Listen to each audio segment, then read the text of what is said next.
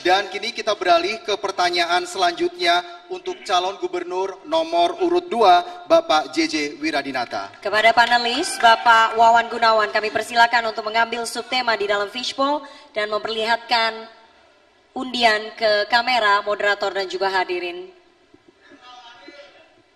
Huruf F. Huruf F. Baik, masih tersegel. Subtema toleransi beragama. Masih terjaga kerahasiaannya.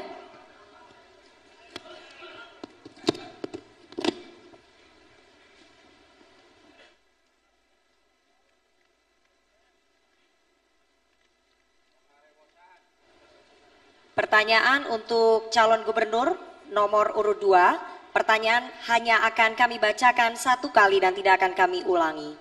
Berdasarkan riset CRCS UGM, The Wahid Foundation, Setara Institut dan Kementerian Agama Republik Indonesia menempatkan Provinsi Jawa Barat beberapa tahun terakhir ini sebagai provinsi dengan tingkat intoleransi dan pelanggaran hak kebebasan beragama dan beribadah yang cukup tinggi. Pertanyaannya, apa yang akan Anda lakukan untuk mengatasi hal tersebut? Waktu Anda menjawab 2 menit dimulai dari Anda mulai berbicara. Ada nilai yang hilang dari sejarah pembentukan bangsa dan negara. Bung Karno dalam founding father bangsa yang keragaman saat itu mengikhlaskan dirinya bersama-sama mengedepankan kepentingan yang lebih besar. Dasar negara adalah Pancasila dengan merangkum keragaman yang ada. Nilai ini 79 tahun yang lalu ditetapkan oleh founding father bangsa. Nilai itu sekarang tentu menjadi pudar. Maka tentu kalau JJ Ronald jadi bupati, kita melakukan konsep. Kalau JJ dan Rona jadi gubernur, akan mendapat konsep pelita, program edukasi lintas agama. Hadirin sekalian, konflik intoleransi sesungguhnya dipicu oleh kecurigaan masing-masing pihak. Konflik agama dipicu oleh sesuatu yang masing-masing curiga pada masing-masing agama. Kalau menempatkan kepercayaan, kalau menempatkan saling menghargai dan kehormatan, pasti toleransi itu tidak akan terjadi, hadirin sekalian. Hadirin sekalian, kalau FKUB sekarang ada di kabupaten, itu adalah yang bersifat elitis. Maka kalau JJ Ronald mendapat mandat, FKUB berada di tingkat yang paling bawah, terutama yang keragamannya begitu sangat majemuk. Itu yang akan kita lakukan, dan tentu bupati, gubernur, pemimpin tingkatannya hadir untuk memfasilitasi, mendorong itu, karena itu adalah sesuatu yang penting, sesuatu yang sangat fundamental bagi kehidupan berbangsa dan bernegara. Baik, terima kasih. Sekali lagi kami ingatkan kepada para pendukung untuk tetap menjaga ketenangan. Karena kalau sampai tidak tenang, pasangan calon Anda tidak mendengar dengan jelas, maka akan merugikan pasangan calon gubernur dan calon wakil gubernur yang Anda dukung. Terima kasih atas kerjasamanya. Baik, selanjutnya kami persilahkan kepada calon gubernur nomor urut 1, Bapak Acep Adang, untuk menanggapi dalam waktu 1 menit, waktu dimulai dari saat Anda berbicara. Terkait dengan masalah toleransi beragama, kita tentu akan mengajukan masalah kebijakan toleransi beragama, artinya memasukkan nilai-nilai toleransi di dalam semua kebijakan pemerintah, terutama yang berkaitan dengan pendidikan, ruang publik, dan pembangunan tempat-tempat rumah ibadah.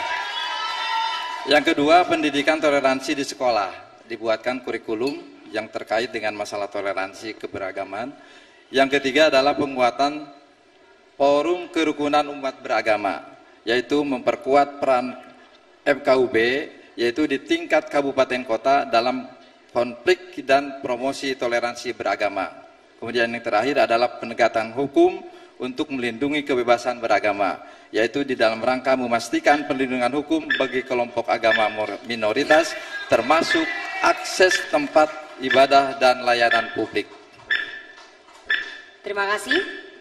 Selanjutnya kami persilakan Bapak Ahmad Saiku, calon gubernur nomor urut 3 menanggapi jawaban dari Cagup nomor urut 2. Waktu Anda 1 menit dimulai dari Anda berbicara.